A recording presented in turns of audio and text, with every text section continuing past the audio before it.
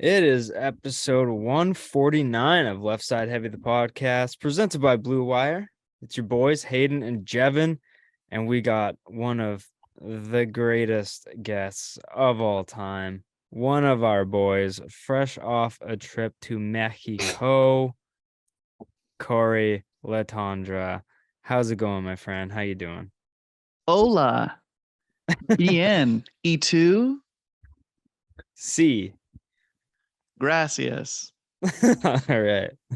Woo. I'm doing good, buddy. How are you doing? I'm good. How was your trip? It was fantastic. It was before we left, it was a little dicey. I looked the weather like every day, and a lot of it was thunderstorms, rain. I was like, fucking you son of a bitch. I swear to God. The 1 week. Right. And I get down there and it was just fun and sun. It all changed and it was sunny every goddamn day. It's like between 25 and 29 degrees every day, perfect weather. Yeah, that's good temperature. The beach was white sand, beautiful. It's that magic sand that when you walk on it, it's not hot. So he's strutting around barefoot down the beach, wading into the turquoise waters of Mexico. Yeah, just laying by the pool. A couple of the pools were like infinity pools. So you're just looking out over the ocean, drinking a mango daiquiri. Yeah, it was a good time. It was oh God, I'd kill both of you to be back there right now. Without hesitation. Fair. Without hesitation. Honestly, I would do the same. I would kill both of you guys to get down there. I wouldn't respect you if you didn't. Yeah. It's that much better. It's that much better there than it is here. Yeah, no, 100%. Did you do any fun activities outside of the resort while you were down there? Not a single solitary goddamn thing, Jevin. I just beach days. Yeah, and we were even like we went to Cancun, so I was like, you could just walk out the hotel and there's like stuff you can go see or do if you really want. But I've been to Mexico enough times. Like I've been to the Chichen Itza or whatever it is, like the ruins, and I've been parasailing and gone out on the boat and done all that sort of stuff. And it's just like I don't need to do this. I'm down here for one reason and one reason only, to do nothing. And I sure did. I sure did do nothing. I played water polo a few times. Great game. Ping pong, that kind of like the fun games that like the fun teams putting on all the time. I screwed around with that. I had a burger and fries every day for lunch. Every day. Bringing Canada with you, eh? That's right. I'll tell you what, usually when you go away to a resort or something, the fries mediocre, right? Yeah. Not at good. Best. These fries, 10 out of 10. They were so good. They were like perfect. They were perfect French fries. And the burgers were decent. So I was like, you know what? Every day, this is good for me. Pancakes for breakfast every day. And an omelet. There you go. Dulce de leche on the pancakes instead of syrup sometimes, because I'm a real piece of shit. And then for dinner, you mix it up. You have some other, maybe some meat, maybe some pasta. I don't know, whatever. And then mango daiquiris, at least 10 a day. Oh yeah, naturally. Yeah. Any less is a crime. Yeah. My goal when I go to one of these resorts is like, how much, and I base it off what it would cost you back home. I'm like, how much money can I eat and drink while I'm down here? You figure like one cup, like one of those daiquiris, you're like, that's going to like a frozen blended drink. You go to a restaurant, you're like, that's running me like at least $10. Yeah. Minimum. At least. So I'm like, okay, 10 of those a day. I'm like, it's $100 at least that I've earned back per day. And I'm like, so that's $700 right there. I'm like, great. And the burger and fries, that's at least $15 for a burger and fries. I'm like, one of those every day. I'm like, it's a couple $100 there. Plus the other food. I'm like, half my trip was paid for in food and drink. Yeah. I did great. I only paid for the flight. But it was fantastic. It was fantastic. I'm disappointed I'm home, but because I'm home now and it's officially near the end of February, I'm going to Italy in the beginning of May. So I'm that much closer to my dream trip. So you're going to speak like in Spanish's brother, which that's is right. Italian. Ciao. And you know what? On that trip, I'm only eating pizza and pasta and gelato. Yeah. So, and drinking wine, right? I'll have some vino for sure. Dell's not a big drinker. For that one, I'm going with Dell. She's not a big drinker, but we'll have some wine. I'll mostly be Gotta. drinking melted gelato.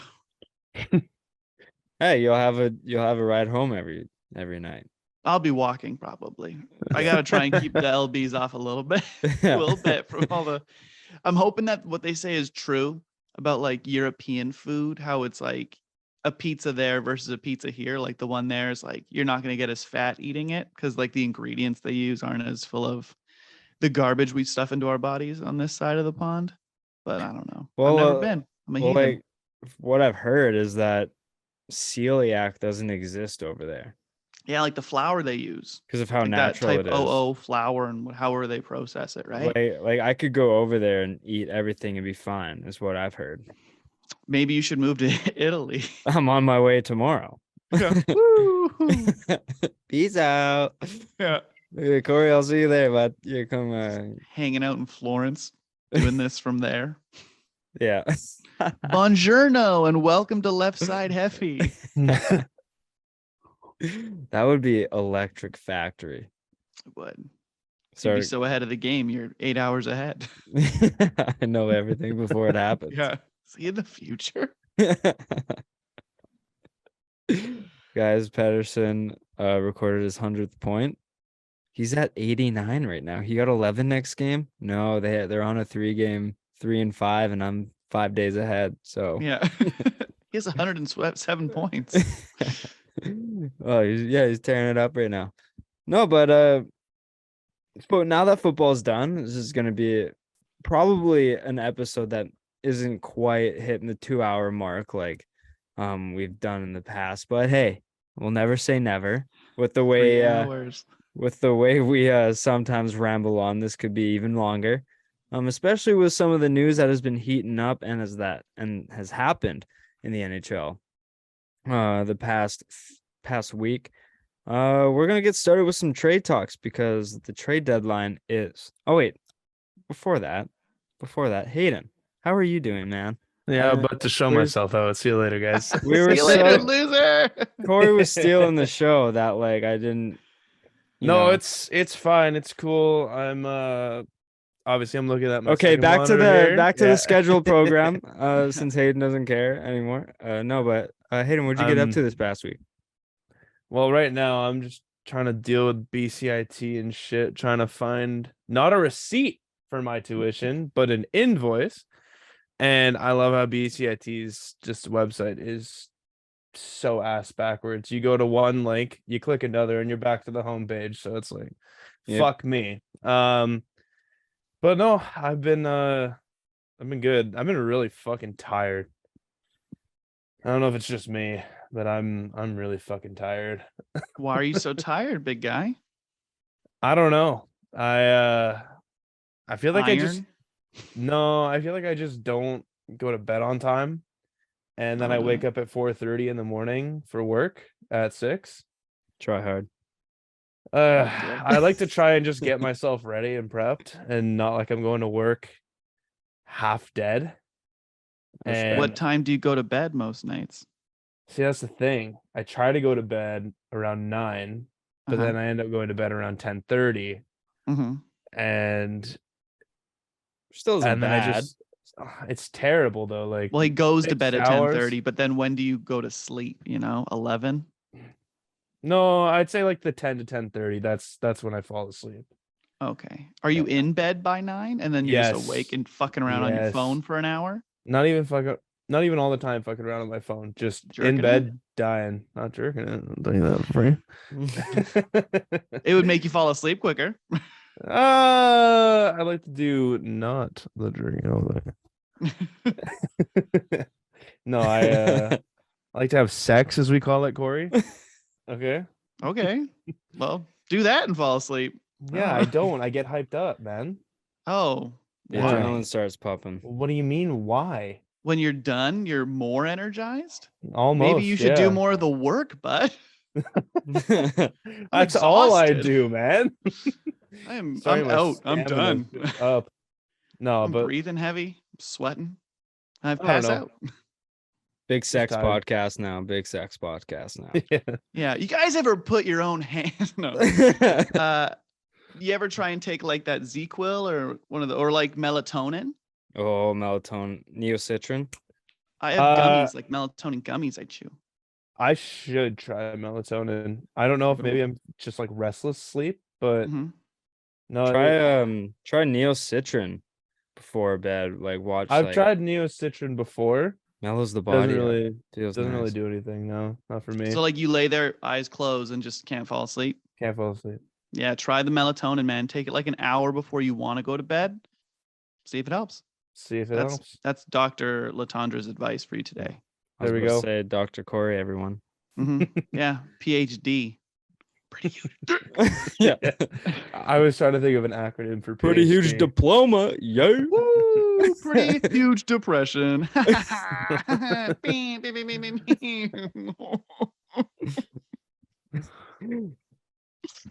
Corey Now has to the left the Zoom episode. call. Yeah. Yeah, I just leave. Yeah. We're worried about him. Yeah. Guys, that's episode 149. Thanks for listening. Yeah. No sports Episode talk. 150. R.I.P. Corey. Yeah. Remembering Corey's best. Yeah. Sad. Top 10 Corey moments. Just me screaming. Yeah. Now we shall dive into the episode now that we found out Hayden can't fall asleep and he's a big sex guy. So Huge sex guy. huge sex Big guy. sex guy. We'll dive into some trades. So Toronto, Hayden, I think Kyle Dubas was listening to us from last episode because we told him to fuck the picks and finally go all in because his ass is on the line.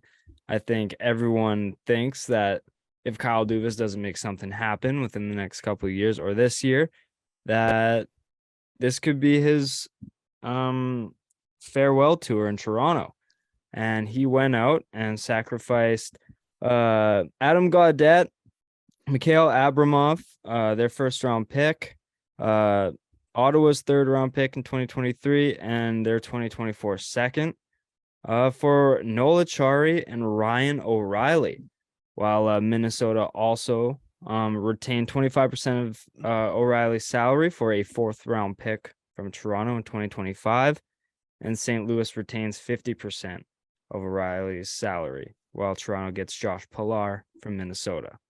So, Corey, what are your thoughts on Toronto making their big splash and getting Ryan O'Reilly and Noel Acciari for the rest of the season? That was a lot of names and a lot of words. Ultimately, Toronto got Ryan O'Reilly for a first, a second, and a third because Noel Acciari is a fucking who cares player. And so Adam Gaudette, as we all know, sucks. He's not like he's nothing. He's like maybe you can play him in a bottom six. Like maybe he's probably going to be an AHL guy. Yeah. And Mikhail Abramov also not impressive, but it's great for Toronto. I mean, they had to do if this team if they lose in the first round again this year, you have to do something, right? It's the coach isn't going to do it. You're locked into a lot of big contracts. You'd have to move a big contract for a big contract. So it's just like Kyle Dubas. You tried to build the team and it didn't work. I still think their problem wasn't so much up front as it was on the back end. Like especially Jake Muzzin's gone. So you would have thought like wouldn't it made of more sense like swing for like a Chikrin than but I guess like the money wise and cap long term O'Reilly's up after this year, so he's a full rental, but he's that playoff experience kind of guy. He hasn't been that good. I know today I think he scored 2 goals today. 2 goals, so, yeah. In 37 and Toronto's probably seconds. celebrating like they've won the cup, which is classic Toronto. So you know they're going to lose in the first round. But yeah, I like the move overall. It's another big piece off the board, right? Like when you look at the forwards and even anyone who is available, a lot of teams I think would like to add a guy like Ryan O'Reilly. He's won a cup. He's tough and he's gritty, blah, blah, blah. All those like playoff intangible words that people like to use. And if he can, obviously he'll be playing. He was playing with some good players in St. Louis. It's not like the Blues have trash up front. Thomas and Kyrou and Tarasenko before he got moved. It's like they have pieces there so it's not like he was playing with bums, but obviously, Matthews is better. Marner's better than most of those guys. Nylander's so Toronto's obviously better and it's an upgrade. So I like it for them. And the picks, who cares? A third round pick in the NHL almost never plays a meaningful career. A second round pick mostly doesn't play a meaningful career. So it's a first round pick that should be somewhere between 24 and 32. Yeah. Right. Yeah. So you're not, it's a deep draft, so whatever, but I like it for Toronto. I like when a team Toronto is very clearly a team that has Stanley Cup aspirations. So make the move, do the thing. It's what Carolina never does. They're like, oh no, I don't, a rental. Oh, we won all of our picks. It's like, well, congratulations. You're never going to win. You're always going to be that team. So good for Toronto. Go for it. Do your thing. Maybe it works out, maybe it doesn't, but at least you can't say they didn't try. Yeah, no, I 100% agree. Hayden, do you have any input on this trade? I don't like it. I don't like it one bit. I don't think it solves any of their issues. It adds more to what they have for offensive firepower and depth. Yeah, but that's not Toronto's weakness. They don't have issues with goal scoring or like putting points up on the board. It's more or less just closing out games and not blowing leads like Edmonton. And yeah, O'Reilly does wonders against Buffalo tonight, but he didn't do shit on Sunday. Like, it's not I don't know, to me it's not the biggest need that Toronto did. But I mean, hey, they finally went out and traded away their first round pick. So good for them. Now they finally have a story to talk about. No, yeah. I kind of swing both sides, but mostly I like the trade for Toronto. I think it really can carry a lot of weight. Bringing a guy on like O'Reilly. I know the cliches, cup winner. He did win a Conn Smythe and a Selke. So like, if you're not going to go out and get a defenseman, the next best thing is a depth center who's really good defensively. He can kind of play anywhere you need him, and he brings that veteran experience to a young team who needs to go far. I do agree that I think maybe adding some depth in goaltending with Matt Murray's inconsistent health issues, and Samsonov hasn't been the healthiest piece ever as well. I don't know what they could have gone out and got, but I mean, I think Achari can be a good depth, like bottom six player, a type of player that you need in the playoffs. So I don't hate it at all. I'd probably give it a B plus grade. As for St. Louis, they now have like 3 first-round picks in next year's draft. And for a team like St. Louis, they're not necessarily ready for a rebuild, but I think this is the perfect situation to retool on the fly for this kind of team, getting the 3 first-round picks, and they're in a position where they're kind of ahead of a team that needs to rebuild like Vancouver. I think they're slightly ahead. So I like it for St. Louis, and Minnesota just came in and got a free 4th-round pick for just retaining 1.6 mil, something that Canucks should be a lot more involved in for the rest of this season, now that like OEL is on IR and stuff like that. So I think it's a good all-around trade for every team involved. Yeah, I'm with you. I think I like the point about the Canucks is that's what you pray they start doing that. I think for the OEL one, he needs to go on LTIR for them to like absorb, like for the money to be a thing. IR just opens up like a roster move for them. So if they do move him to LTIR, that'll be fantastic because it's so much money. I think it would give the Canucks like $15 million deadline monies to absorb other teams' cap dumps or be like that third team to hold extra money in a move. If the Canucks can snag like a couple 4th and 3rd round picks for doing nothing but like holding money for a year, God, I hope we do it. Yeah, that would be magnificent. But yeah, that wasn't the only trade that happened. There's a minor trade After the New York Rangers acquired Tarasenko from St. Louis as well, they acquired Tyler Mott again, for Julian Gauthier and a conditional 7th. It's going to be the lower pick of Winnipeg or New York 6th round pick or whatever. If New York advanced past the first round, I don't really care. It's like a area in the draft where no one really cares about.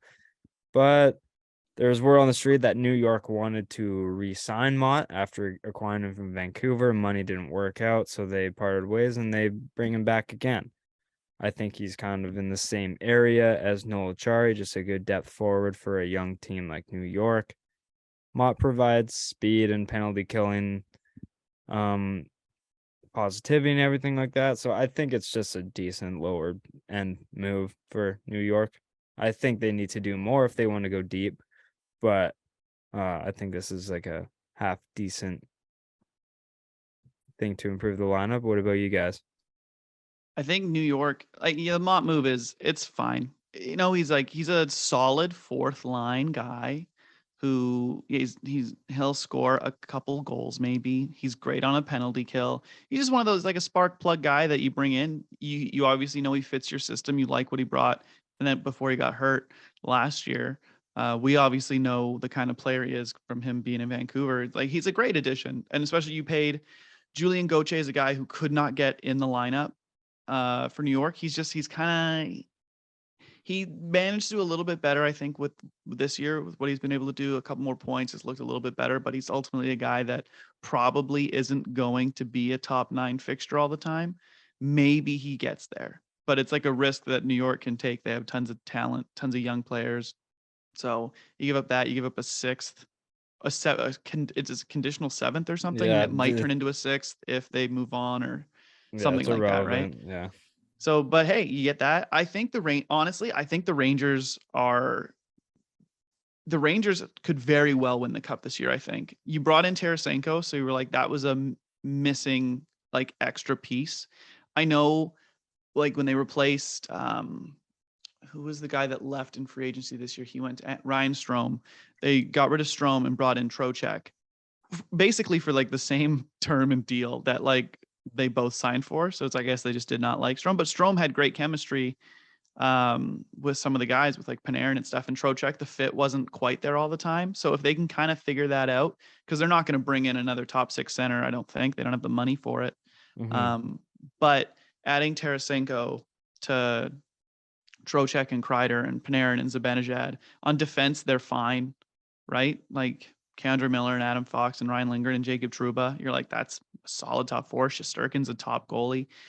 The bottom 6 is if that kid line, if Lafreniere, Kako, and Hedl can, do what they did last year in the playoffs, like this is a team I wouldn't be surprised to get. Yeah. There's so many good teams in the East, but between Boston, New York, Tampa, I'm not going to say Toronto, but Carolina, you're like, those are 5 teams that you're like, would you be surprised if any of them made it through?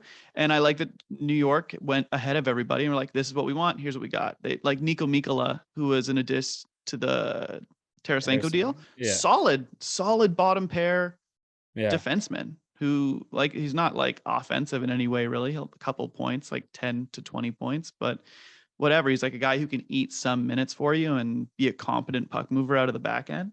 And he's so a I like massive body too. He's like 6'5", he's a big boy. 240. Like he's a perfect for like the playoffs and like getting in the corners and everything. Like you need those big bodies in the playoffs to like go toe to toe with other big players, right? Like that sort of like grind that is the NHL playoffs. It's huge. So I think I like all 3 players that New York has brought in were fits that they needed, like depth on the blue line, a 4th line addition for their penalty kill, and a top 6 like legit scoring winger.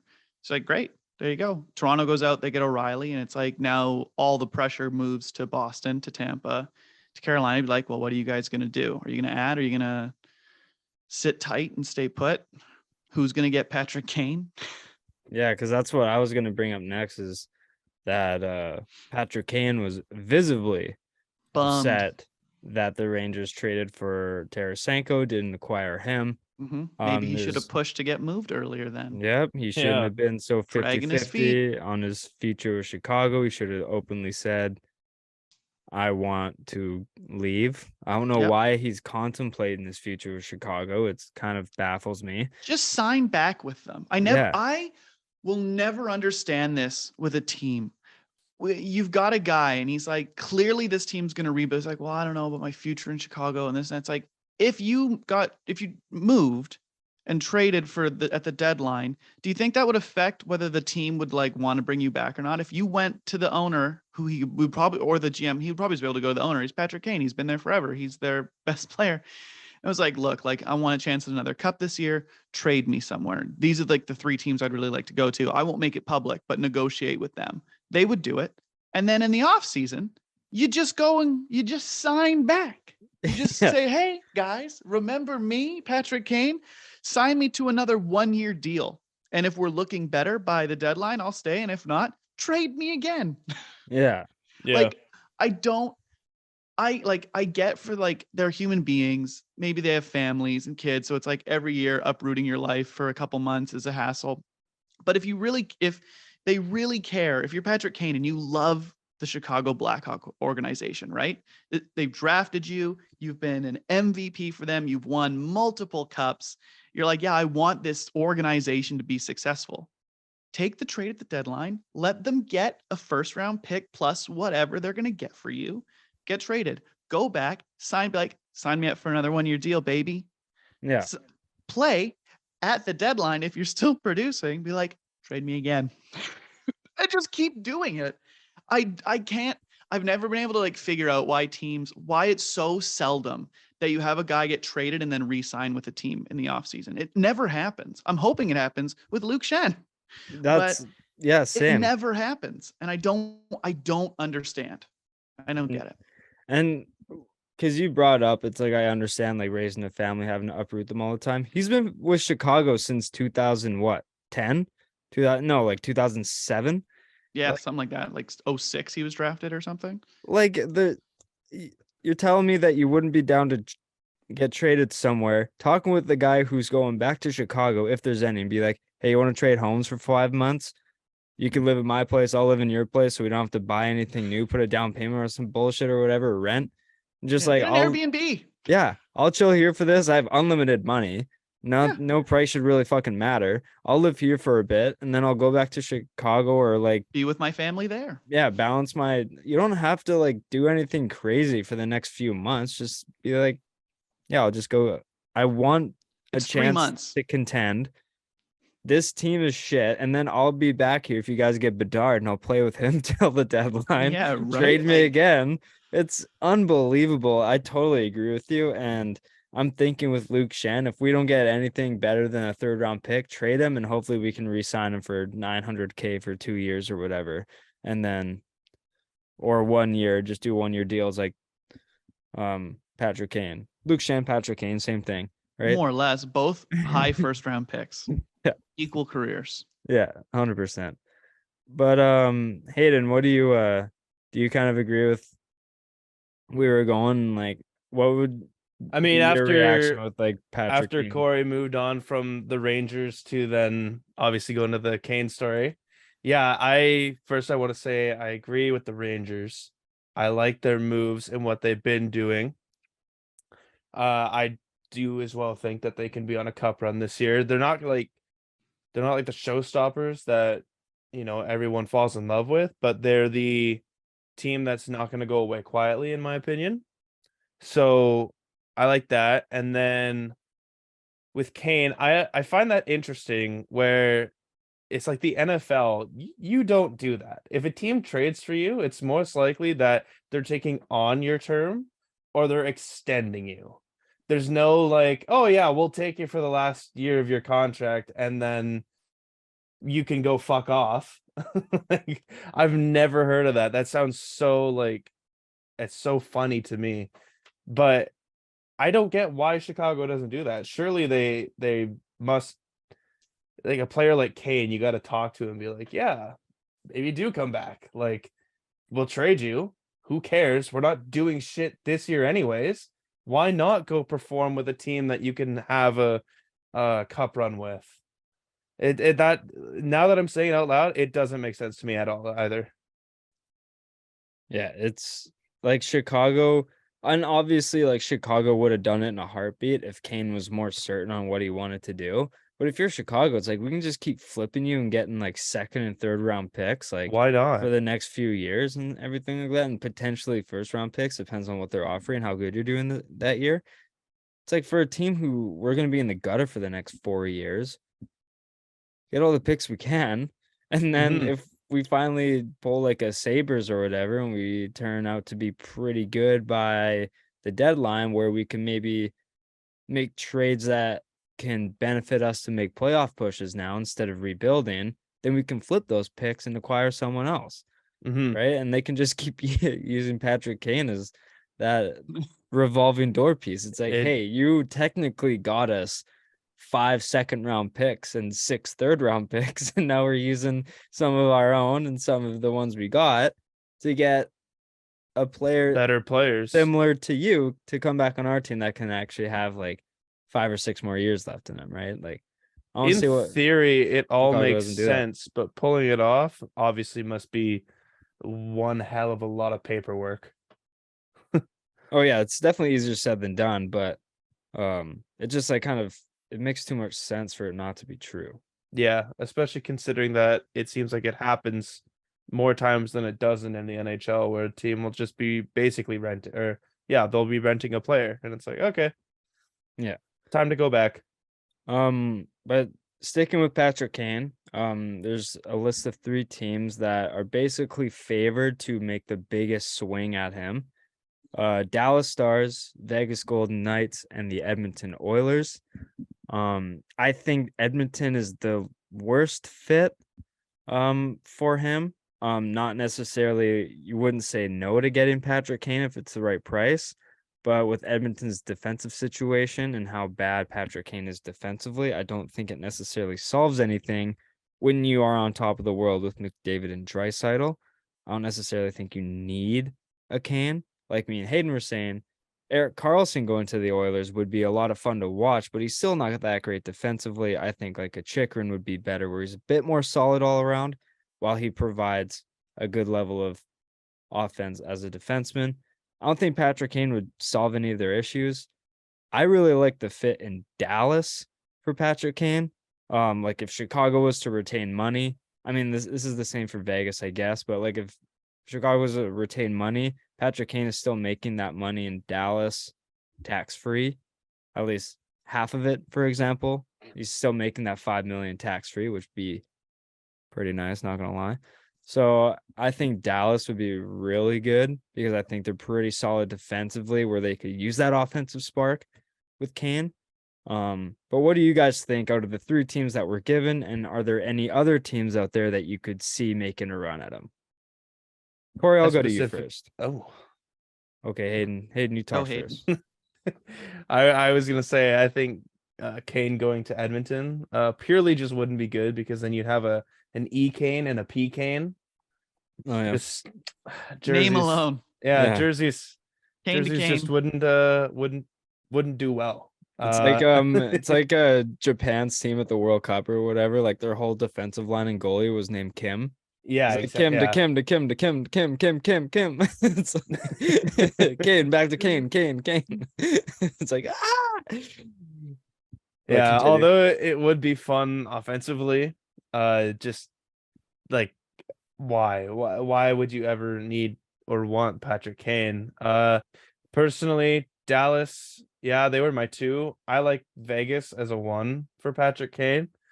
Mostly because like they are kind of an all-around team in my eyes, and adding a spark, like Patrick Kane, huge veteran presence to one of like the weirdest, oldest, youngest teams almost, because it's like you look at one person, he's 33, you look at another, he's like 22, and it's like, okay, where the fuck is the middle here? Whereas Dallas, they have some old pieces, but they're getting younger. So I don't know. I think Vegas, in my eyes, could be the best fit for Kane.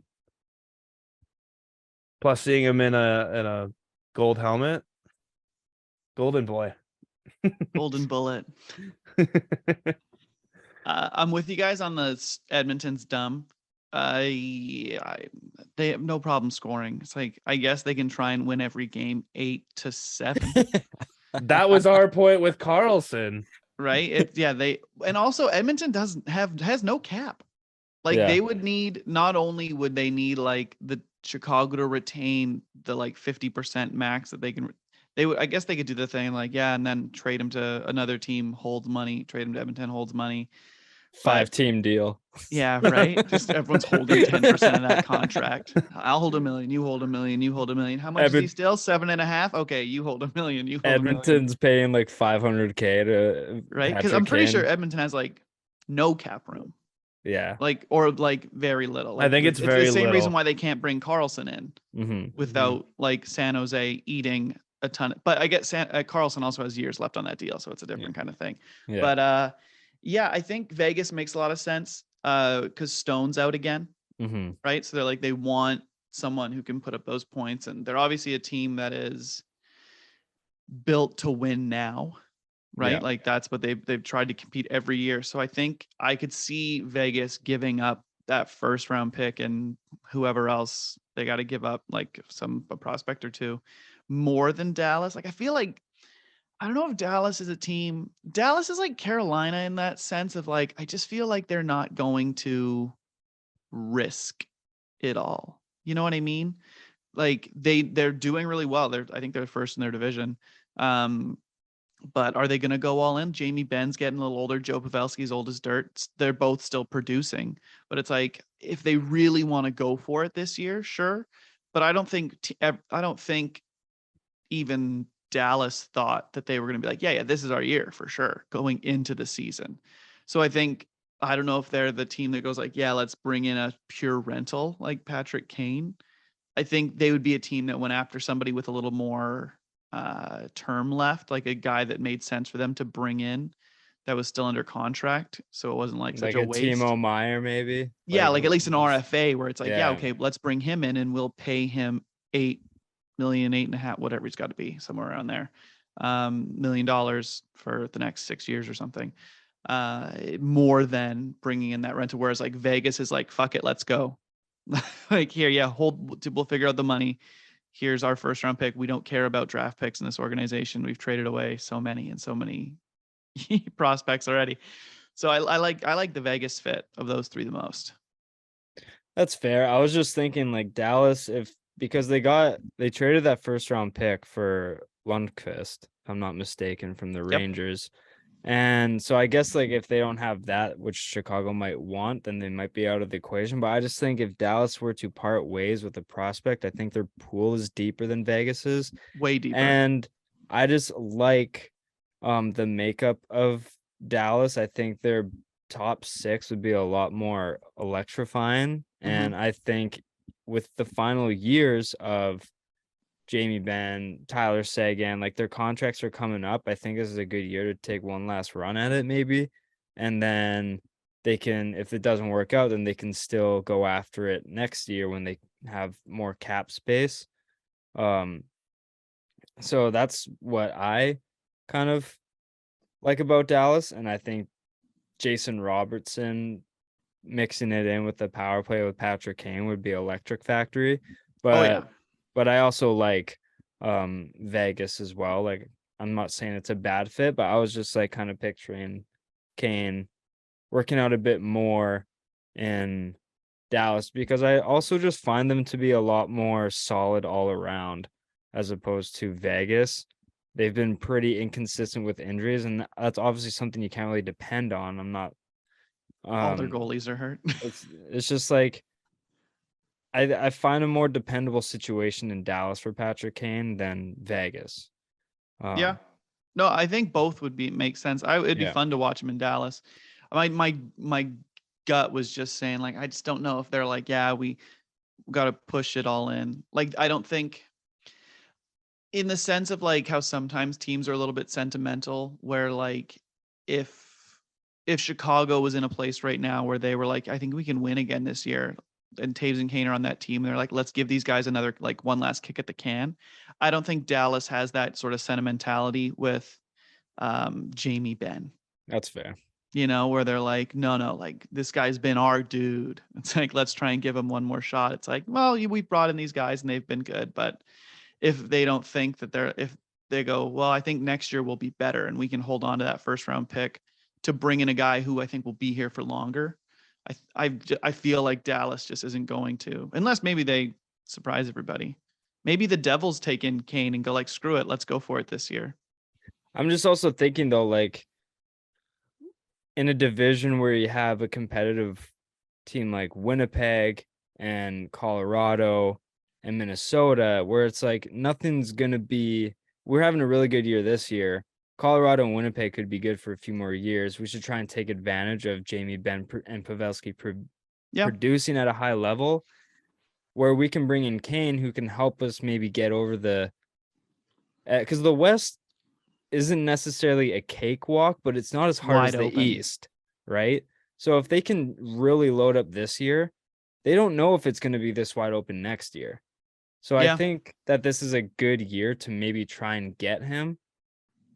Because again, they don't have that first round pick, so they're not necessarily worried about missing out on a deep draft because they kind of already have by tossing it away, and they're not going to trade anything to bring a first pick back. Mm-hmm. So I think bringing in Kane, maybe giving up a second and a third and maybe a couple prospects for Kane, he can play with Seguin or Ben or Robertson, maybe bring Joe Pavelski down to the second line and put Kane with Robertson and Hintz. Like, I just think Dallas taking advantage of a weak Central that's been riddled with injuries could help them maybe propel themselves over Colorado and Winnipeg and Vegas and stuff like that. Yeah, I'm with you. I get it. It makes sense, and both situations make sense, and they have their sides of the argument where pros and cons and pros and cons and pros and cons. Yeah, but yeah, it's going to be really interesting to see where Patty Kane goes, and if he is in a different uniform, it's going to be really weird to see. Kind of like just like not in the Blackhawks uniform. I don't know if I like it. We'll talk about the hometown Canucks. We're only 7 points up from last place. We're getting really close. We're tanking hard for Bedard. Love it. The past week we will cover as per usual. 6-1 loss to Detroit, 6-4 loss to New York, a 6-2 win over Philly, which we saw rookie goalie Arturs Silovs get his first NHL win. Pettersson set new career highs in points in a game and points in a season, with still like 25 games to go. Shout out Petey, that's our boy. Demko had a slight injury setback, and he had a strained groin after he was practicing. Talkett says he's close to returning.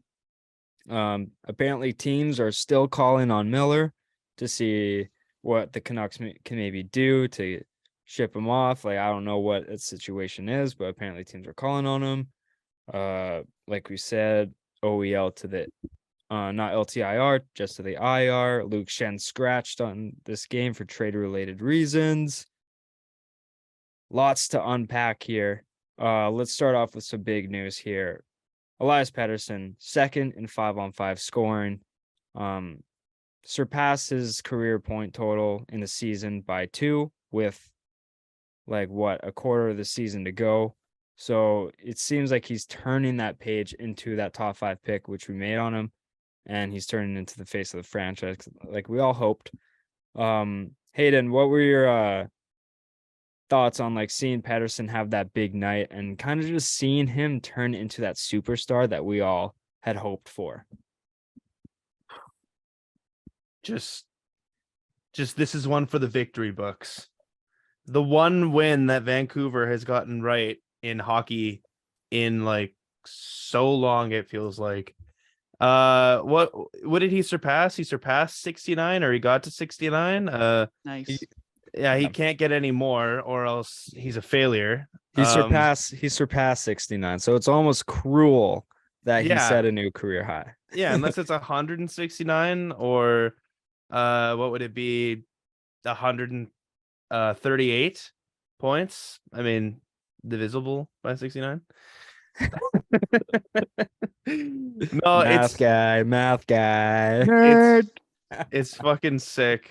Couldn't be happier, honestly. Like he and Hughes are going to be like the top jersey sellers for years to come in Vancouver, and I just hope that his career, Pettersson's, is just so long and fruitful in Vancouver. Amen, brother. Amen. I Corey, think what he's a about bum. you? Bust. I'm just kidding. Nah, it's great. It's so funny that like he's having this career, like in his young career so far, but like a career year for himself, all while managing like shit power play totals. Like Yeah. the guy can't score on the power play to save his life this year. Well, just his like weird fluky numbers that will end up like coming back to the mean and fixing themselves over time. But that just goes to show you like the guy's top 10 in NHL scoring, and He's it's tied for like, 7th right now with like Se- a Thompson and like a few Robertson. and I think or he's something. number 2 in NHL scoring 5-on-5. That is Like, what Jeff which said. is more important, right? Like, if you're like, hey, do you want a power play specialist or a guy who plays when most of the games on? I'll take the other guy. So it's wild. He's the guy that, you know, last year in that first half of the season, coming off that injury, everyone was like, is this? Oh God, like who is Elias Pettersson gonna be? And turns out that he's just the fucking best. Yeah. He is without a doubt our best player. He's a guy that you pray that he wants to re-sign here after next season when his contract's due, that he doesn't play hardball or doesn't make you like trade his rights away because the Canucks would be hooped. Yeah, he's a breath of fresh air in an organization that you're like, man, for the better part of a decade, almost everything that has happened has not been good. That most moves you make have been bad moves. Most of your draft picks have been not the best. You've had a handful of hits, a couple, and then quite a few Vertanen misses. being one of those hits, right? For sure. I mean, yeah, he's hit 7 different leagues. So he's the best. Yeah. And Oli Levy, what a star. But you know, what are you going to do? You can't, you're never going to hit on every first round pick. Look at Boston. I can't remember what year it was, like 2018. They had 3 in a row and they all suck. 2015, they got DeBrusk, Shinishin, and someone else when they could have had like Barzell. I mean, DeBrusk has had a good comeback year this year. They could have had like DeBrusk, Barzell, and it was a defenseman, one of the defensemen, right? That went and has been crushing it. Well, it was like the next like 3 picks right after them, like Boston's 3 picks, and then it was like the next 3 guys, and you were like, oof, yikes. So at least the Canucks didn't do that. But yeah, you love Petey, you love. Hopefully he can keep going and keep doing what he's doing and be the guy to lead the Canucks out of the darkness. We're like in Bane's cave right now, you know. We just need someone with no fear to just jump without the rope. It's just funny that we're seeing Pettersson and Hughes have their best years. Mm-hmm. Like in Hughes, in turn, he almost has 50 assists. I think he has like 5 or 6 goals. It took him a while to get his first, but ever since that, the floodgates have kind of opened for him. He's starting to put the puck in the back of the net. But like his plus minus, he's usually been a minus player, but he's in the positives, like on double a garbage digits, team, like on a terrible team. And I think a huge part of that plays with Luke Schenn. Like I think Luke Schenn staying home when Hughes can kind of be his offensive style, like really helps him play freely. But like Pettersson and Hughes are having their best years and we're losing. I think this is a win of a season. Yeah. I see this as an absolute win. like we're seeing our franchise players, like fans are having fun seeing them score points and then we lose 6-5. Like, give me that all day. In regulation too. Talk to me nicely. Like it's beautiful. It's music to my ears. Whenever we go into overtime, I want to scream because I'm like, no points, useless. But no, it's really cool to see him like take that next step, and he's getting the recognition around the league. People are putting him on his Selke ballots. Corey, I don't know if you remember, but I said that he would be a Selke nominee at some point in his career. Whoa. Really happy about that take, and I hope it comes in fruition. But it seems like he's becoming that defensive style forward a lot more while providing dynamic offense. So it's really cool to see him grow a lot more into the He's type got a of player little, that we drafted him to be. as Brian Burke would say, truculence to his game this year I, more, right? Like he's got I a don't know little what more of that an edge word to means. him. Yes. Like just a little bit more, a little grit, a little sandpaper to him.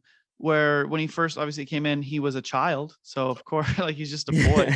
But gets a little more meat on his bones and plays a little he's never going to play a heavy game, but he's you can see it this year in him that he's just like our little boy's becoming a man, it seems. Yeah.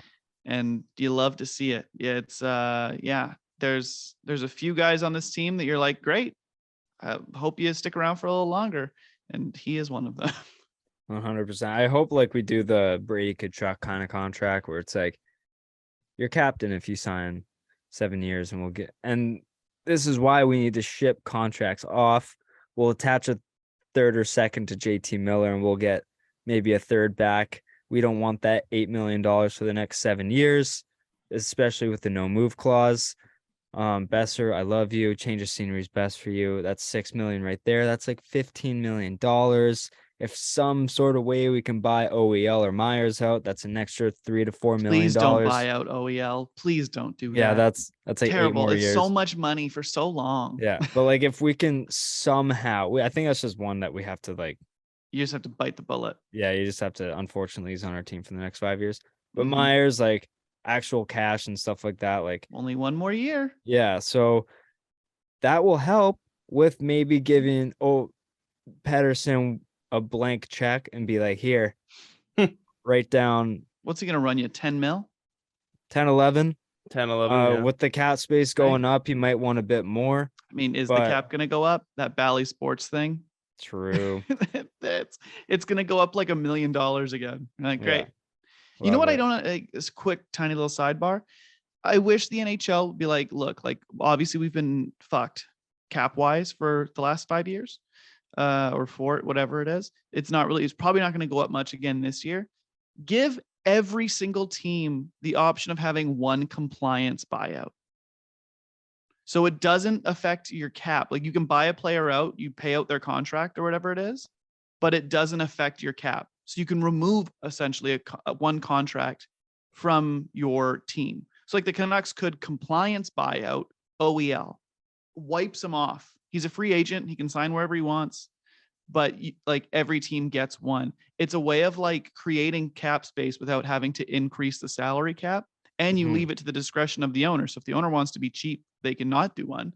But if teams are like, fuck, because that's like every like analyst person, like, well, it's so hard to make a trade because everyone's so tight against the cap. It's because everyone's been expecting it to go up a little bit, but it hasn't for 3 years. So it's like, well, we've spent. Everyone's like doing that thing where they're in a boat and you're sinking and you're trying to get the air that's left. Yeah. It's just like everyone's running out. So give a fucking compliance buyout to every team gets one buyout.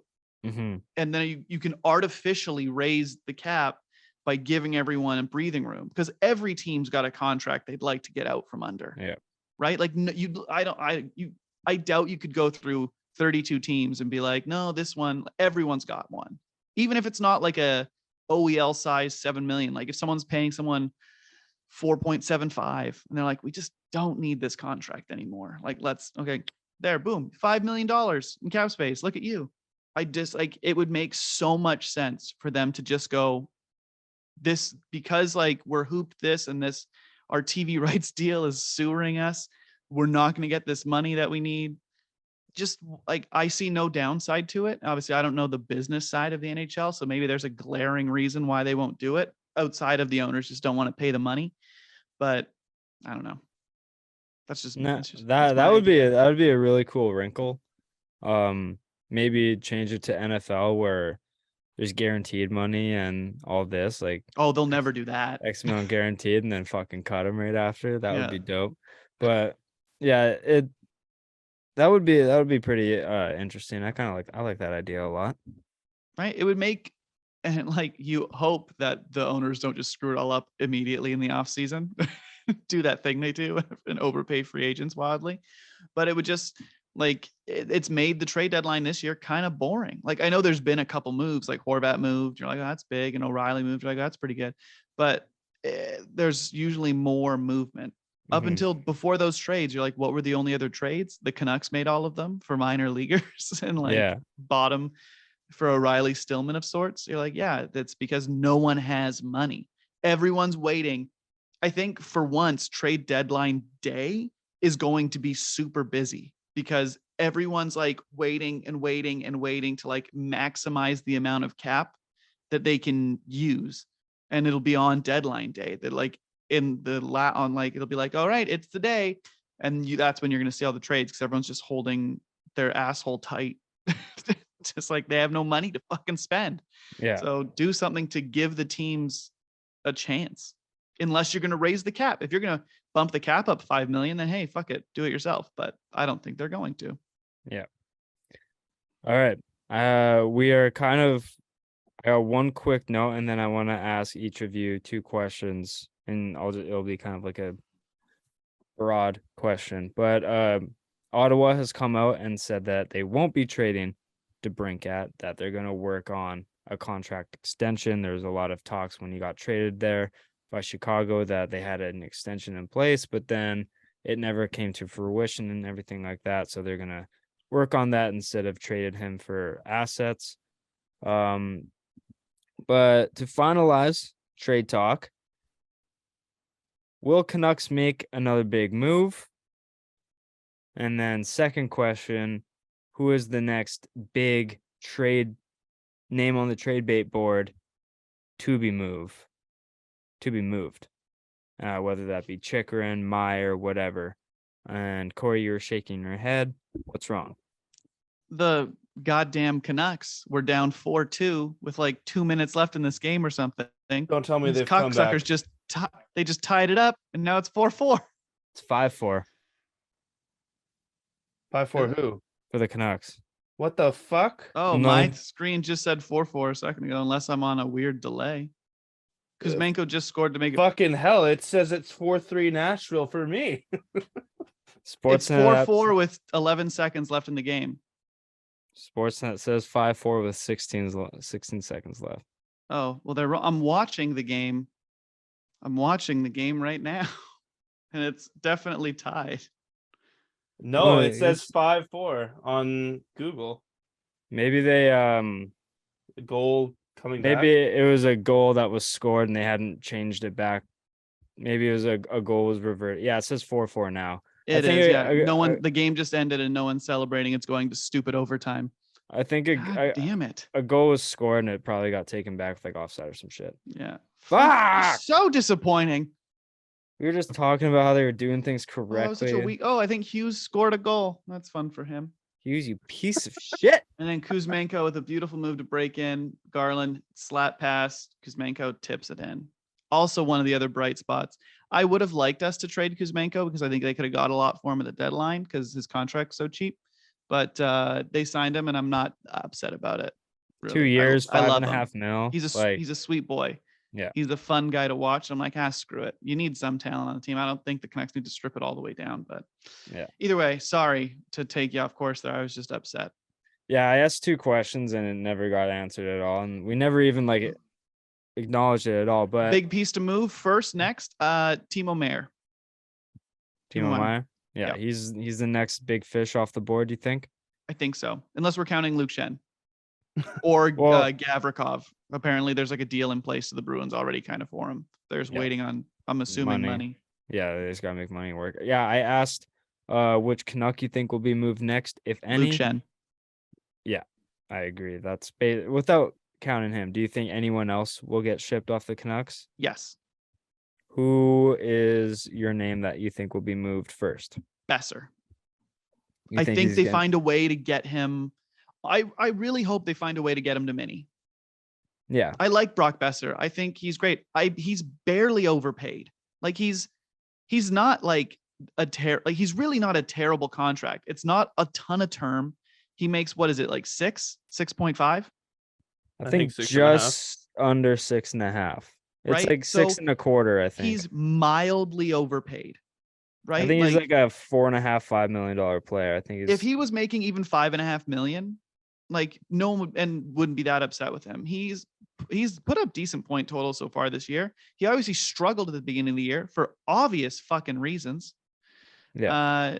So I think you're right. Like it's a change of scenery is what's best for him. And he's a guy that I'm not like the Canucks need to trade him. This is a terrible contract. I just, because I like Brock Besser, I would like him to go to Minnesota, go home, hopefully do well there. The Canucks can take Jordan Greenway or whoever the hell back and like a pick or something to try and balance the money. But I think they find a way to move him. Minnesota or New Jersey is where I think he's going to end up. New Jersey specifically. New Jersey swings on because Meyer and misses. Because like I think New Jersey is a good, fun, up and coming team. Mind you, I think they fast tracked their rebuild or retool or whatever with this unbelievable year that they've had. Stupid Jack Hughes. But Jack Hughes so good. But I think Besser would like fit in nicely there as like a good depth scoring piece. And he's young enough to fit their timeline where I don't necessarily think it would break the bank for too much where they have to give up some of their future that they don't want to part ways with, right? Like I think Besser's like a second round pick. Like I think Besser's a perfect fit for New Jersey, and then Minnesota, of course, so that he can be home and everything like that. Yeah. So I specifically want Besser moved.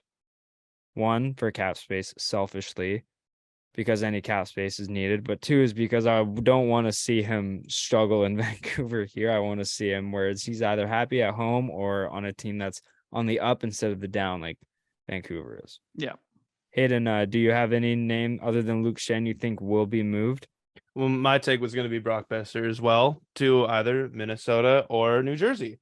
So that was taken. Hive mind over here. To come up with a different answer and not have it be Luke Schenn. Oh man, that's hard. Don't really know if there's anyone else really work Cory in there, but I mean, Thatcher Demko was obviously an option before injury, but I don't really see him being an option now. So I mean, if it's not Luke Schenn or Brock Besser, also teams calling about JT Miller. Source, trust me, bro, there is teams. No, there can't be teams. I don't believe that there is teams. And the next big piece to get moved, I'm saying Jacob Chychrun. Yeah, LA was supposed to be close on him. Yeah, right. So yeah, for Brandt Clark, but LA was like, I don't think they're gonna do that. I wouldn't. Jacob Chychrun's not that good.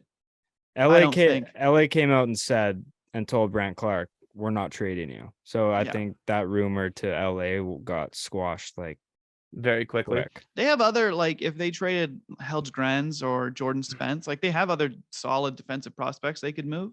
But yeah, you're not trading Brandt Clark for a guy who can't even stay healthy. Chychrun's hurt every year. He's he's a solid top 4 puck moving defenseman, but he's not like, you're not giving up. If a team gave up their best prospect or second best prospect and like a first and whatever else Arizona's been trying to get for him for the last 3 years, it's like, there's a reason why that move's never been made. I don't think teams are willing to give up what Arizona wants in that deal. And I think they're going to have to end up just taking less for it. Or maybe I'm wrong. I don't know. I also don't think the JT Miller contract, by the way, is untradeable. I think you're not going to get the haul you would have got if you didn't re-sign him to that deal. He's a point a game player. He's been a point a game player since he's been here. He like the money. It's a little long, the term. If it was a 5-year, $8 million deal, that's a lot different. You could trade him in a heartbeat. The extra you 2 would get years. a lot for him. Yeah. But like if the Canucks didn't sign him to that deal, there would have been another team to sign him to that deal. Like a team would have paid 7 by 8 for him. It's just, are the Canucks going to go, is it worth it for us to trade him for almost nothing? If that's if a team was like, hey, we'll give you a 4th round pick and we'll take the whole deal. did the Canucks go, well, do we want a 4th round pick? Or do we have any way of, it's if At the that Canucks are point, going to you go, gotta- let's rebuild this thing. Right. But they won't, because they're like, well, we want to be competitive in 2 to 3 years. So if you trade Miller and you don't get anything back, then what are you going to do? And it's like, I still think Carolina should trade for JT Miller, and we'll take Kotkaniemi back, who makes way too much money. It's like $4 to $5 million for Kotkaniemi, and he's I thought he not made great. more. I thought he made like 6. I think maybe 5.5. It's me in the But middle. it's like a I respect long-term that. deal, right? It was like 7 years. I like 5.5. But he's a guy that's like, maybe he pans out to be a second line center. Maybe he doesn't. I don't know. But you could do that and trade for, if you could get Kotkaniemi and Scott Morrow back for JT Miller, because now that Pacioretty's out and Eric Stahl's deal is coming out, it's like they have the money, and that's a move that would put Carolina over the hump. Mm-hmm. But I don't think they will. I don't think they want to admit to their mistake this soon after signing, even though Rutherford's a guy who has like signed a guy or brought a guy in, hasn't worked, and he's like a year later or less shipped them back out. I just don't think it's as unmovable. If they just wanted to get rid of him, they could get rid of him. I But think you the gotta do it before term July is 1st. what makes it so tough for Vancouver, because of obviously the years. It's like, Yeah. 5 Like years. 38. Yeah, 5 years would have been the perfect deal. Yeah. Absolute perfect deal. Like that, I would not be mad at. It's purely just how many hockey players play from 35 to 38 and are still putting up probably $8 or $9 million production. Zilch. Yeah. You know, like it's very few. So you that's need the why cap to go up. Like if in 6 years the cap's Exactly. gone up $12 million, then you're like, okay. yeah, then it's okay. But the how it seems to be and how it's going, I don't even know. Yeah. It's hard to say that it will. So I do think Besser is getting moved. I think he's going to New Jersey, and I think Timo Meyer is going to Carolina. That's where I Yeah. think Timo's going. And you're right, Corey. It is like a 8 by just under $5 million for Kotkaniemi. I was thinking of his offer sheet that he signed. It was a 1 year $6 million. That's what Yeah. I was thinking. That was a short-term $6 million deal, but it was his offer sheet that he signed. Yeah. So I got it mixed up there. But yeah, I mean, in terms of like making the money work, bringing a young Kotkaniemi on wouldn't be like awful in terms of rebuilding. It's just a long term, but long term doesn't really hurt when a kid's young, right?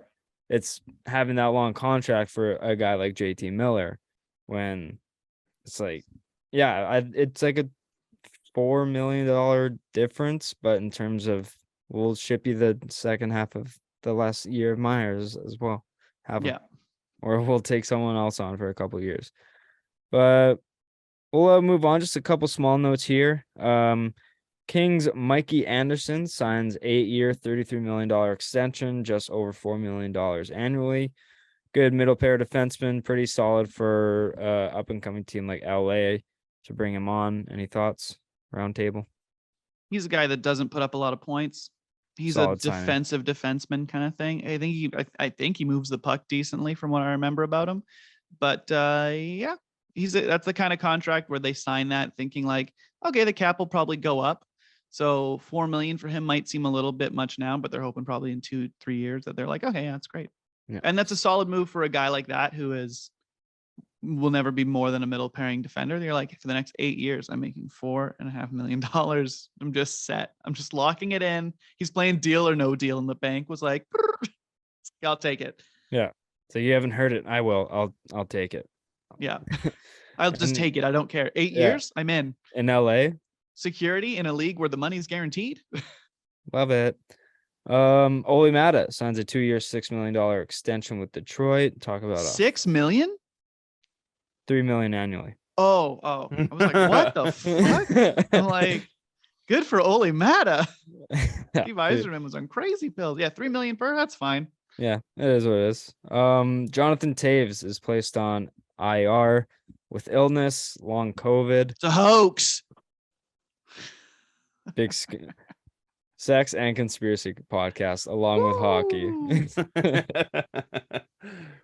We're diving into all the categories, Hayden. He's shedding the virus. Yeah. Absolutely. No, just unfortunate for Jonathan Taves, especially when it comes around a time where are the Jets in on him? Will they make a trade for Taves? Like, were teams interested on Taves? And now I think this dead. This puts a pin on his season, I think. Mhm. No point in trying to come back from that. But hopefully all the best Jonathan Taves gets better soon. Bless up. And last point here, or I guess a couple points more. Coyotes, we're on a 9-game point streak. Clayton Hilarious. Keller came out and said management must be pissed. It's true. They're definitely pissed. It's they are hilarious. so mad. They're like, we were supposed to be in the gutter this year. Playing in their college arena. Yeah, and Arizona's been electric. Dylan Gunther was playing really good when he was playing with Don't them. talk about him. Don't talk about him. You don't speak that name here. Clayton Keller, Nick Schmaltz, Jacob Chikrin, they're all playing good. Valmenka or fucking whatever the goalie's name is. Vechmalka, he's having a fucking good year too. Arizona managers, they're just like, Connor Ingram even's been great for them Yeah. in goal. You're like, they can't shout out the break. team that traded him for peanuts. Team's definitely trying to tank. They're like, we're sitting Chikrin a month before we trade him. Trade related reasons. Goes up to him, stop fucking playing so Canucks fucking lose. good." Canucks lose in the shootout. Only 1 point. Only Let's 1 point, go, let's guys. go, Jeez. let's go. It's a What dub. what a terrible 3 shots for Vancouver. Yeah, Miller. I like Miller went for it there and just lost it. He Lost just- the handle. It was Yeah, hilarious. it was awful. And then Pedersen, like, Same holy move. fuck. UC, But at UC least he got the shot Saros. off. Yeah, UC Saros is a fucking sprawler. Jesus Christ. Aquilini came down in his invisibility cloak and he yelled at the team, "Fuck up in this shootout."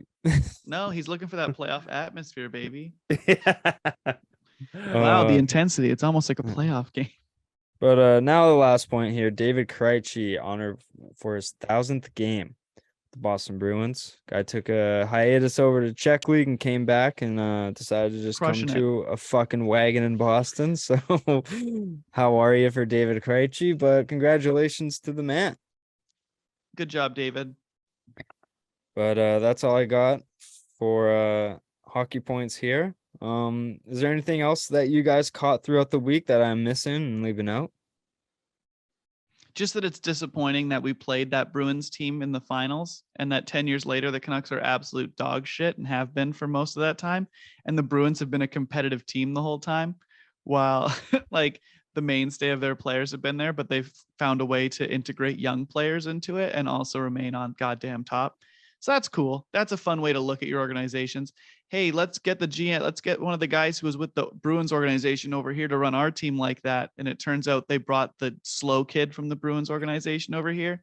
And instead he ran us into the ground for a decade. And now the Canucks are nowhere near competing for a cup. And the Bruins like, we're the fucking favorite.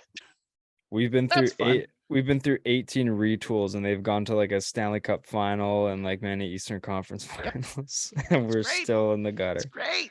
Love it. I don't even hate the Bruins anymore. I just hate that they're better than us. I know. But we're gonna go over to our end of episode segment. Woo! Last episode we did a draft of players who have been on 2 or more teams and they must have played a game for the 2 teams, not just like got drafted, not like Adam Fox, who got drafted by Carolina or Calgary to Carolina, and then he's only played for 1 team when he's actually been on 3. So they must have played a game for an 2 NHL minute. teams.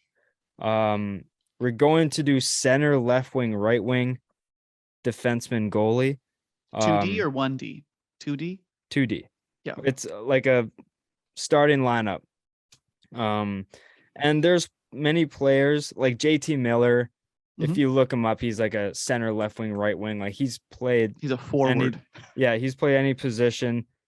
Like Matthew Tkachuk has played both wings. So it's like I went based off of what Cap Friendly told me they were. I went to like Hockey DB, Fantasy, and NHL.com, and there's Hockey DB will have Matt Tkachuk as a left wing, but then you go to NHL.com and he's left wing, right wing, or Tage Cap Thompson Friendly has him as a right wing.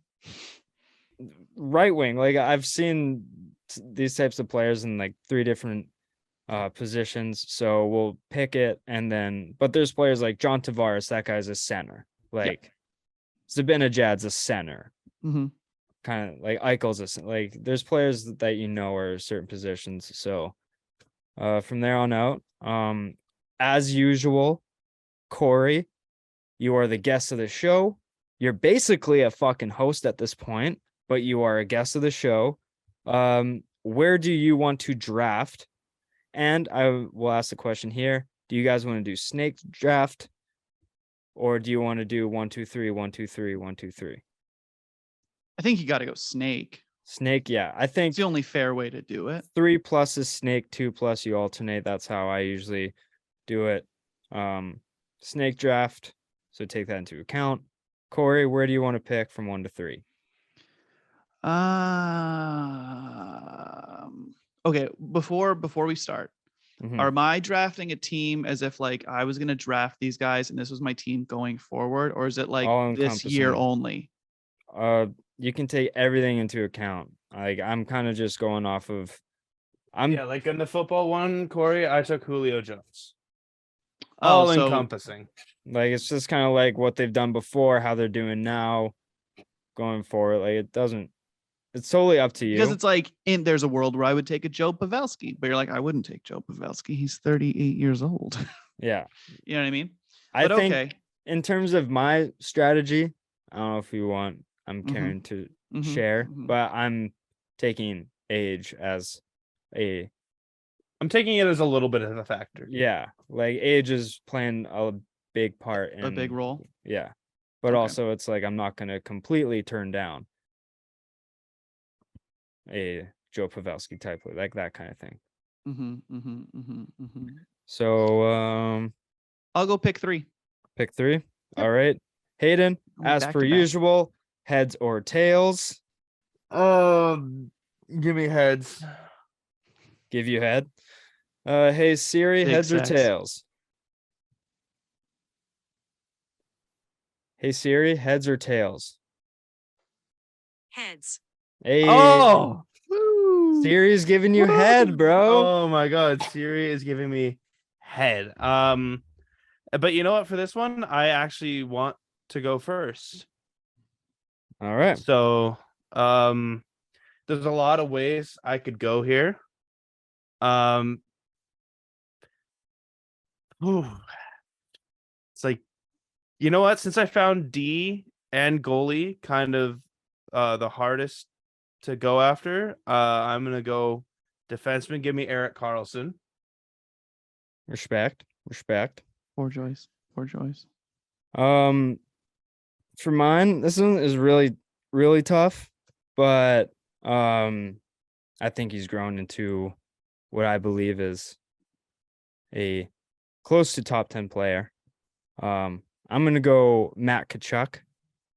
I think he's one of he's like a coach's dream, I would think. Power forward who can put up 100 points, and he's younger. So I'm going to take Matt Tkachuk as your left or right winger. I was just about to say, I'm going to put him on my right wing. Matt Tkachuk. Okay. All right. I had him as my top left winger. Okay. I had him as my top goalie. What? Personally. Yeah, figure put some pads on him. He'll probably be fine. Yes. How hard could it be? Right, He's gonna take up the whole net. Easy peasy, lemon cheesy. All right. Cory, Okay. 3rd and 4th pick for you, my boss. 3rd and 4th pick for me, the handsomest guy in the room. I am going to take, who do I want here? Little old, little young, little baby. I'm going to go with a defenseman here. And I am actually, you know what? No, I'm not. I'm not going to go with a defenseman. I'm going to go center and I'm going to take Tage Thompson. Tage Thompson, good. Yeah. Yeah. He was young. And I think he's on his way to being a top boy. Yeah, he's really good. And Really? center is the second most important position to have. Might be the most important position if you have a number one center. Yep. Outside of that, I think he's got one more round and doop. I'm gonna go. I gotta delete him so I don't accidentally say his name twice like an idiot. That would be embarrassing. Have Tage Thompson as your right wing and Yeah. center. Yeah. Woo! Okay. I'm actually my next pick. I'm gonna take Matthew Tkachuk. Is he still available? An idiot. Oh God, I'm so embarrassed. No, I am gonna go with a defenseman, and I am gonna take Shea Theodore. Yeah. Shea Theodore, I think he's a number one defenseman. Honestly, I think so too. that he's the titties. So I'm going. I just Theodore. traded for him in fantasy. Mm-hmm. It's a solid did. move. I have him on my fantasy team. Because I gave up my fourth defenseman to Hayden.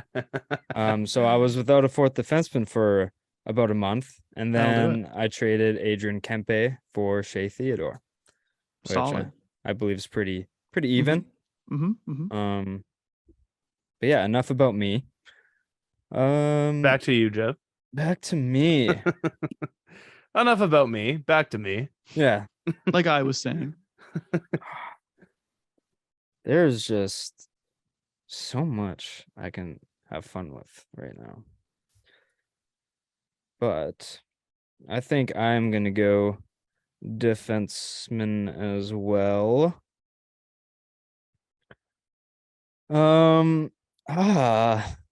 This is very, very tough. I'm going to take a risk here. I'm going to go Dougie Hamilton. Damn. Dougie Hamilton. A solid choice. Some might call him a cancer in the room because he's been on 800 teams, but he's very good at his job. So, yeah, that's my pick. Good way to go. All right. Well, with my second and third, I'm gonna take a center. I could go one of two ways: age being a factor, but also productivity. Beauty. Especially in the last 2 years. Give me the one we love. Give me Bo. Give me Mr. Horvat at center. Scorvat. Yeah. And then for my right wing, give me Vladimir Tarasenko. The Tarasenko show. Oh. Tarasenko. Nerd. Cory, shut the fuck up, oh. Ooh, get fucked, Cory. Get roasted, bitch. Oh God, I'm so embarrassed. Center, I really want to leave till last, but like I'm really nervous to. Well, now you can because we have both centers. Unless someone's a center winger. Yeah, but I'm gonna go with my left wing, Artemi Panarin. Yeah. Last time I checked, he was decent at his job, just like the other three I have. Other two Yeah. I have. Artemi Panarin. Solid. I am going to go. I gotta delete these centers from my list now. Goodbye, boys. Give me Kevin Fiala. Right wing or left wing? Give me him as a left wing. Okay. Hey, are you writing this down or no? I'm writing mine down. Okay. Wait, could you send me? if you need Yeah. Could you send me it after? I will. Don't worry. I got you. And Jeff, you too. Yeah, I got you. I've just been crossing off the names off my list. All right. Your my other pick. Your fourth pick. Yeah, he gets his fourth pick. My fourth pick. I will take on.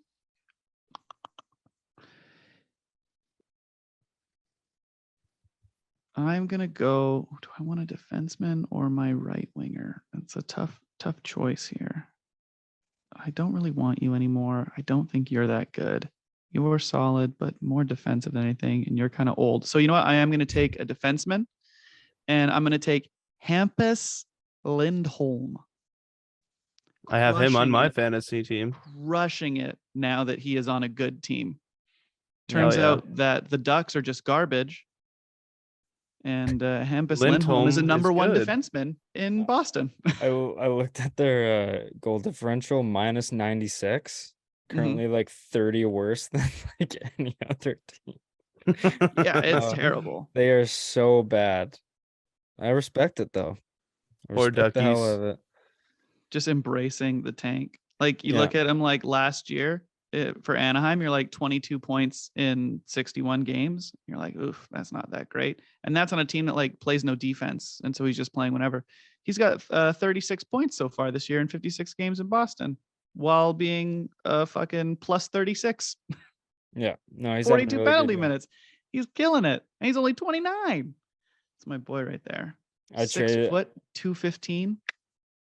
I traded him in my 2-player keeper league when he Mhm. was like top 20. Yep. Traded him and 9th round pick for DeBrincat and a 4th round pick. hmm So I was like 4th round pick and potentially a better player. DeBrincat, I'll take it. hmm For my defenseman, because it's looking kind of thin, I'm gonna go as one of the best 2-way defensemen in the league. Since I already have a right shot, I'm gonna go with a left shot. I'm gonna go Devon Taves. That was the guy who I was thinking about, but he's the one who I said he's too just defensive, I think. Like he's great when you pair him with a great defenseman. That's why I took Hampus instead. That's But fair. I do like the pick. Devon Taves. I think he's on Team Canada with Cale Makar if they pick a team, I think.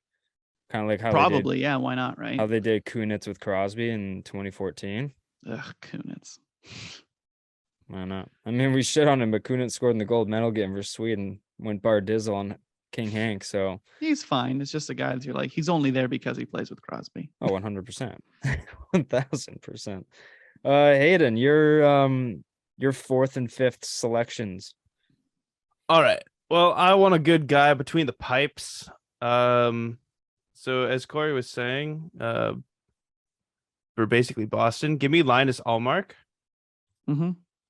Mm-hmm. A resurgence for the man this year. Oh yeah, no, he's been even last year too. It was pretty good, and he's looking even better and better as the years go on. So I like that.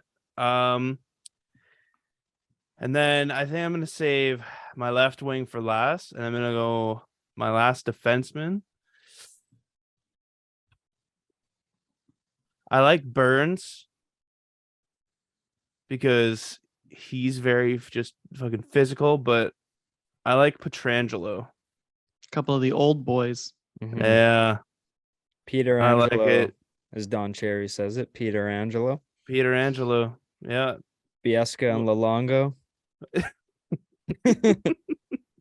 Names escaping me right now. My goodness. But since center is kind of wide open, I'm gonna go goalie, even though it's kind of tough. I really don't know what direction to swing. Oh no, I'm honestly stuck, but I'm gonna Help step, bro. I'm stuck choosing goalie. I'm gonna go based off of this player's last few years. Draisaitl and- just scored for you, Jeff, by the way. Thank you very much. And Can't pick him. He's David only got played for the another point. Oilers. I'm gonna subtract his bad year this year. I'm gonna go Jacob Markstrom as my goalie. I also had Markstrom. Mm-hmm. I think he's been the more consistent goalie the past 3 to 4 years before this year than any other goalie I have on my list. But the other goal, all these goals are kind of like the same for me. So it's like not bad. It's not a bad pick, but it's not a great pick, you know. But Cory, your 5th and final pick, 5th and 6th pick. So I need a right winger and I need a goalie. Yeah, you guys already filled up. I've got a few names on the board here for right wingers. I had Joe Pavelski listed, too old. He's gone. I had Zach Hyman listed. I just don't think he's that good, and I think he's just racking up points playing with McDavid and Can I also Draisaitl. just say though, like when he was playing with McDavid, he was tearing it up, and then for some fucking reason, oh, McDavid almost just made a nasty goal. For some reason, what's the Edmonton Oilers coach name? Jay Woodcroft. He switched it up and put Hyman with Draisaitl, and then now they're both on kind of like a flat line right now. Mm-hmm. So weird. It's like Don't they get almost it. both get carried by McDavid. What are the odds? Crazy. Yeah, absolutely insane. But sorry, Corey, go on. It's all good. You got Jeff Skinner, but again, a little too streaky for me. So we're down to 2 guys, and it's JT Miller and it's Alec DeBrincat. I've got Alex. Tage Thompson. Alex, sorry, I think I accidentally hit C when Idiot! I was typing it in my phone. My God. Said it. Alex DeBrincat, who listens to the show, is offended. Love him. Alex, I love you. Kiss me, kiss me, kiss me through the phone. I got Tage Thompson, who's a big boy at center. Big lad, yeah. Kevin Fiala, who's like 200 pounds, like he's a normal sized guy. So I could go JT Miller and go kind of a lot of pugnacity Yeah. on a line there. But I'm going to go with the young kid, and I'm going to take Alex DeBrincat. He has scored at least 30 goals 3 times already, and he turned 25 in December, folks. Yeah. He's very good, I think. He's And a tiny boy, but I think because he's playing with, in this imaginary zone, Kevin Fiala and Tage Thompson, they make it work. Mhm. And I'm going to take the pure goal scoring talent there. In goal, there's a lot of like mediocre talent. That's what I'm saying. Is like they're all kind of like the same, where it's like not really like a great pick, but it's not a terrible you're pick like by any means. Semyon Varlamov, Alex Gorgiev, all these guys. So I'm going to take a guy who is young and this year has looked very good on Minnesota, and that's Philip Gustafsson. He's 24 years old. He's putting up great numbers. I had like Vitek Vanacek or Vitek. I had Darcy Kemper there too, but right. But older kind of guys that I'm not very inspired by. I think Gustafsson's got the potential and the talent. He's already shown that he can play well at the NHL level. So give me the kid, give me the baby. And I'm going to go there. A nice young team. I saw a bunch of these mock trades surrounding Demko, and it's like maybe Buffalo, and we get Ukko-Pekka Luukkonen, and I was like, I honestly wouldn't mind. I wouldn't mind it just for the name, for the jersey, $6K. That's like, hey, who's the tight end on New Orleans, or the receiver on New Orleans? Jimmy Graham. Rashid Shaheed. Like, yeah, that's like all name team is Ukko-Pekka Luukkonen, Rashid Shaheed. It's just give it to me all day. But all right, JT Miller off the board. For my center and final pick, Miller is not off the board. Yeah, Miller is not off the board. I was talking about taking. Oh shit, yeah, that's my bad. The brain kitty. I don't think I'm gonna pick him anyway. I'm between 2 lads here. Mm-hmm. And I can talk about it because Hayden, you still need to pick a not center. Left wing. I'm between Mika Zibanejad and Jack Eichel. I had Eichel. Huh? I like that was who my center choice was Horvat and Eichel. Gotcha. Yeah. I'm in between those 2 guys. There's also someone like JT Miller, John Tavares, Pierre-Luc Dubois. But I think I'm gonna go with Jack Eichel. I think that's a solid choice. Yeah. I just think Zibanejad, as much as I love him, I think he's too streaky. And whereas like I think Eichel can kind of just like, if he's healthy, I think he just carries more consistency. I think he's a better player on his own. Yeah. Mm-hmm. So I'm gonna go with Jack Eichel. Well, for my left wing position, maybe not taking to Chuck, maybe kind of bit me in the ass. But you know what? I'm here, and Jeff, the same way that you were talking about down years with some players. I think this is the biggest down year of any person. Jonathan Huberdeau is in my line of sights, and so is Andre Burakovsky. But I like Jonathan Huberdeau. I think maybe he just needs time to settle. So give me Hubie. Hubie. Puberto. Nice. All right, let's Hayden as first pick of the draft. Why don't you run through your team starting from center? Starting from center, to take the face-offs, give me Bo Horvat, who passes it back to Erik Karlsson or Alex Pietrangelo. Shoots it up the wing to Tarasenko and Huberdeau. While saving every shot faced against him is big old Linus Allmark. Respect. The Cory? 2018 All-Star team. It's Hayden. Tell me about 2018, man. Got Tage Thompson, a blossoming, beautiful, fucking power forward at center, just crushing dudes and banging ladies. Falling up left wing, Kevin Don't Follow Me Fiala.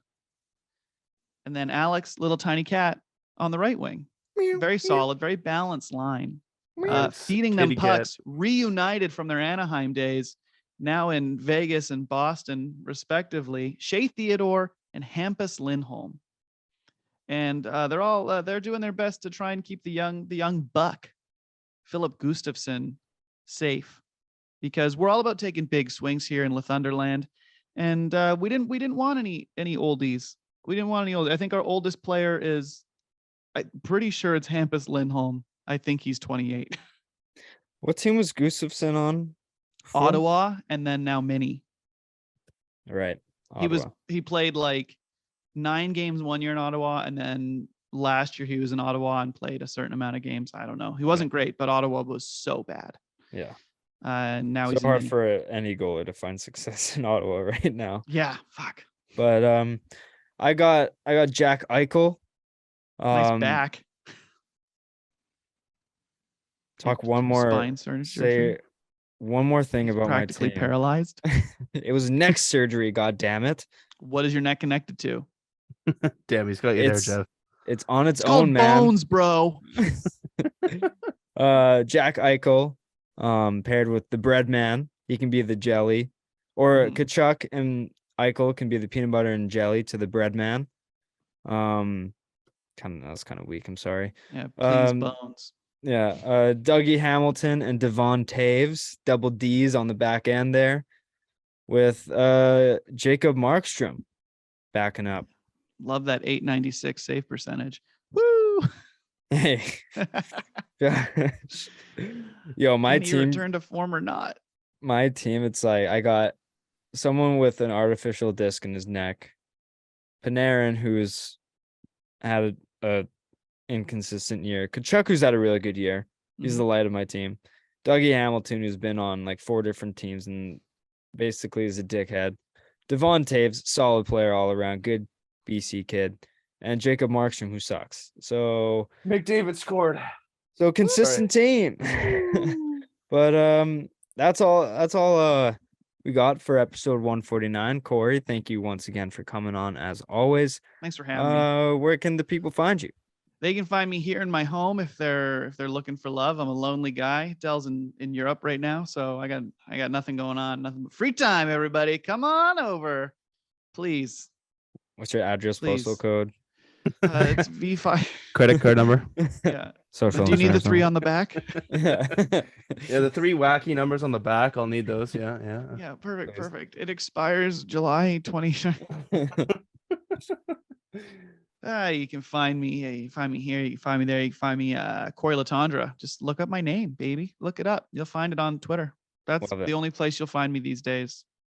Love it. Just a sad old man. I'll tag you.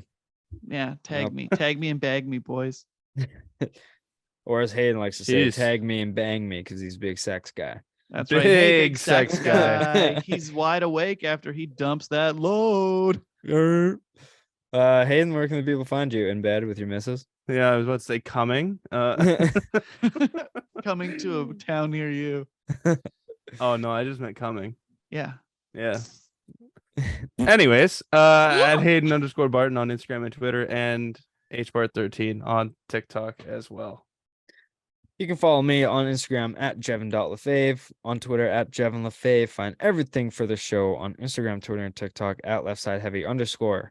This Friday, episode 150, we got our boy B Goff returning to the show for a kickback and relax. Doing a bracket episode. Hayden's planning it. I don't know what the fuck we're doing. It's going to be a surprise. So, Best sex positions. yeah, best. He does have a sex Bible at his place, so I wouldn't be surprised. No, I threw Chapter that 1 away. of the Kama Sutra.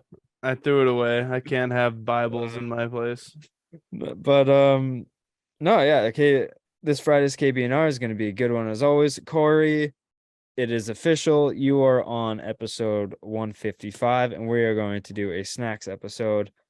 So we are going to make that happen. I know your snacktastic voyage is on hiatus right now.